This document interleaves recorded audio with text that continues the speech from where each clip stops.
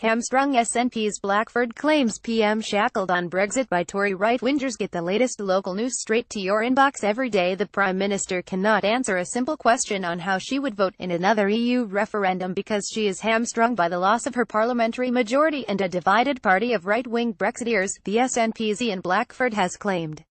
The Highland MP said Theresa May had not been straightforward about how she would vote in a second poll as he challenged her on the issue during Prime Minister's questions. But the PM hit back, insisting there would be no second EU referendum. "The people of the UK voted and we will be leaving the EU in March 2019, she declared. The row erupted after Mrs May had earlier refused to say that she would back Brexit if the referendum on quitting the EU were held now. In a move likely to anger Tory Brexiteers, the PM, who backed Remain in the June 2016 vote, repeatedly sidestepped questions over which camp she would be in during a radio interview on Tuesday. During PMQs, she sidestepped it again.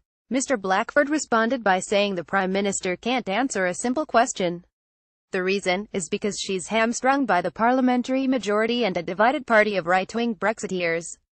Declaring how now was the time for leadership, he asked, will the Prime Minister come off the fence and recognise that if we're to save this economy, we need to stay in the single market and a customs union? But to Tory cheers and nationalist jeers, Mrs May said now is the time for the SNP leadership to accept that to save jobs in Scotland they need Scotland to remain part of the UK.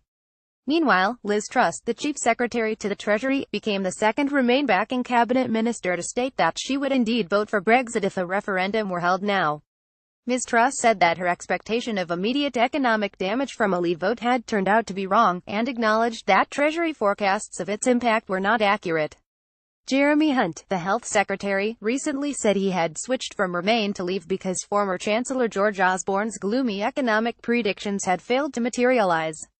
In contrast, Damien Green, Mrs May's deputy, admitted it would have been better if the UK had voted Remain, but the First Secretary noted how the issue of a second EU poll was a meaningless question because there's not going to be a referendum tomorrow, so it's a purely hypothetical question. Indeed, a spokesman for Jeremy Corbyn, who voted Remain last year, declined to say which way the Labour leader would vote now. "There isn't any referendum in prospect and nor do we support one," he said, adding, however, that Mrs May's response showed she clearly has no confidence in her own negotiating platform.